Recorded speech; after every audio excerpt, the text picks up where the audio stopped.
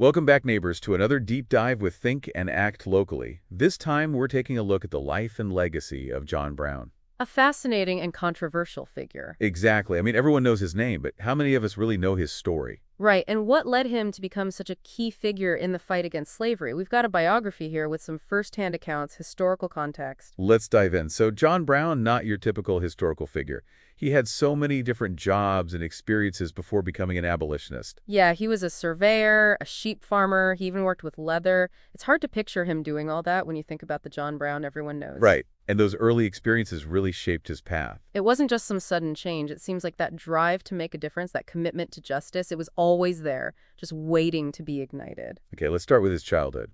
Pretty humble beginnings, not a lot of formal schooling, strong religious upbringing, a mix of Puritan, Dutch, and Celtic influences. It's interesting how all those threads weave together to shape a person, isn't it? We see this blend of practicality and idealism even when he was young. The book mentions how he would bring his own tanned leather to school to resole his boots.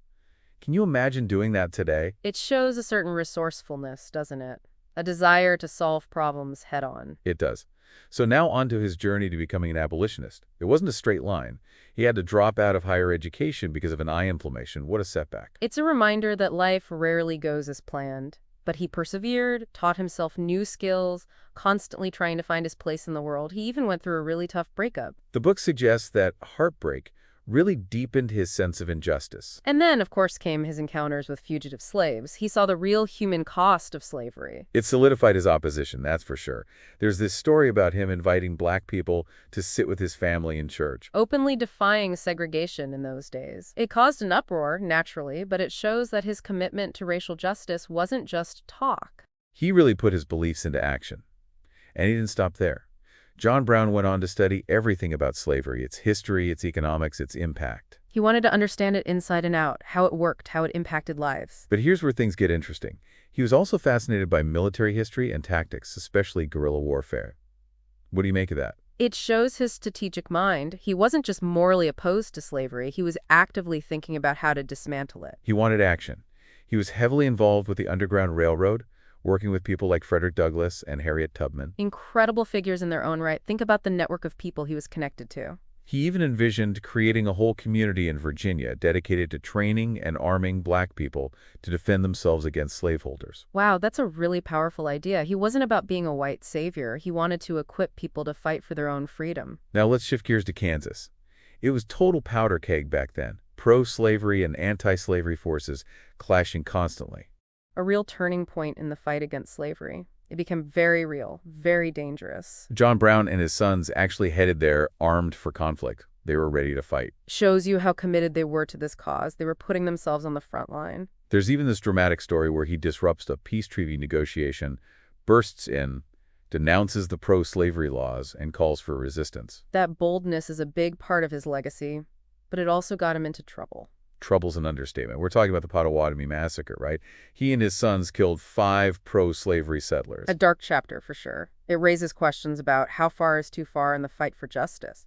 Are there lines you shouldn't cross, even for a good cause? It's a question we're still wrestling with today. But let's move on to maybe the most famous event in John Brown's story, Harper's Ferry.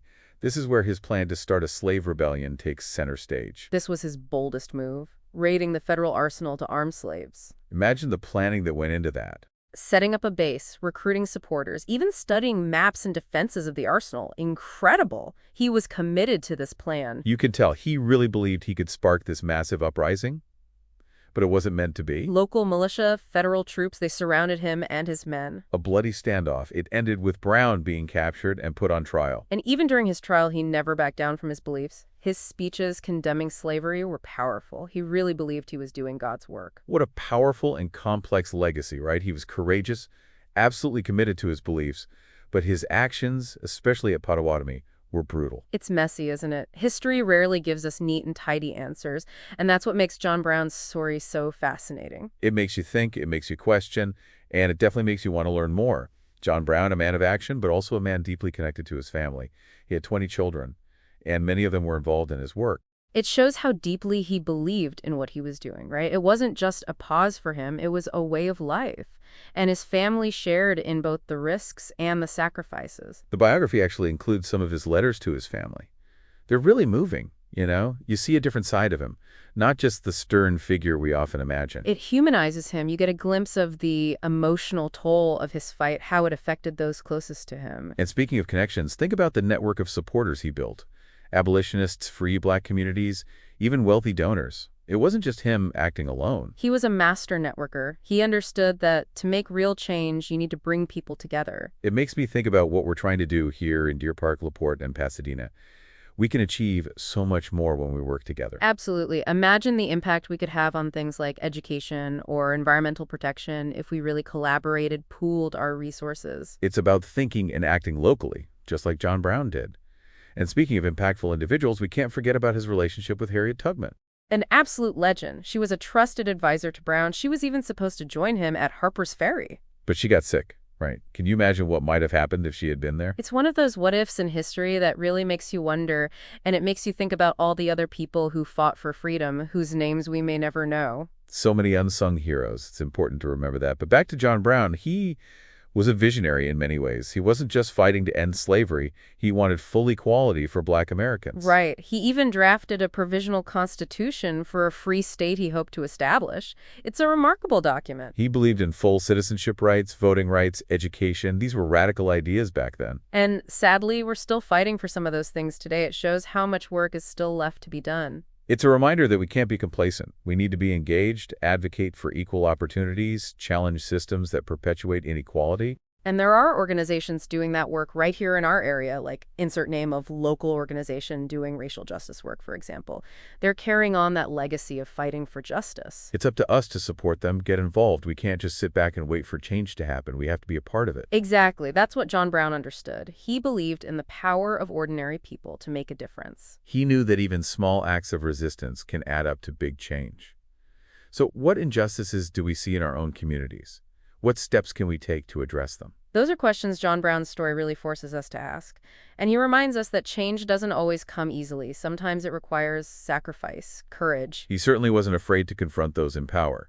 But we also need to remember that not everyone can take those same risks. Right. We need to be aware of the systemic barriers that exist and work to make the fight for justice more inclusive. Now, another fascinating thing about John Brown is how his religious beliefs really fueled his activism. He believed he was doing God's work.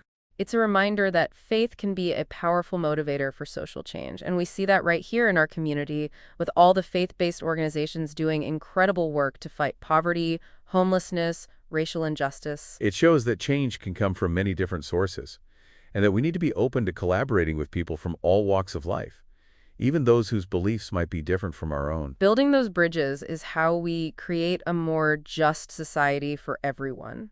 You know, it's amazing how someone from the 1800s can still feel so relevant today.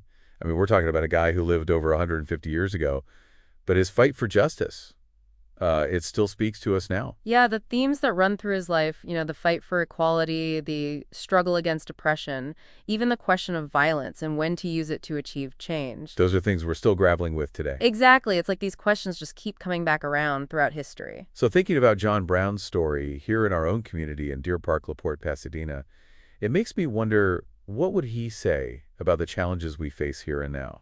I think he'd probably challenge us to take action, channel that same energy. He had that commitment to making a difference. Maybe not through violence, of course. Right, of course, but that same passion for justice. Exactly. He'd want us to identify the injustices around us and figure out how to address them. He wasn't afraid to get involved, to work alongside people, to really push for change. He wasn't afraid to ruffle some feathers. No, he wasn't. And I think he'd remind us that change doesn't always come from the top down. It starts with us, with everyday people speaking up, organizing, holding our leaders accountable. And that's really what Think and Act Locally is all about, right?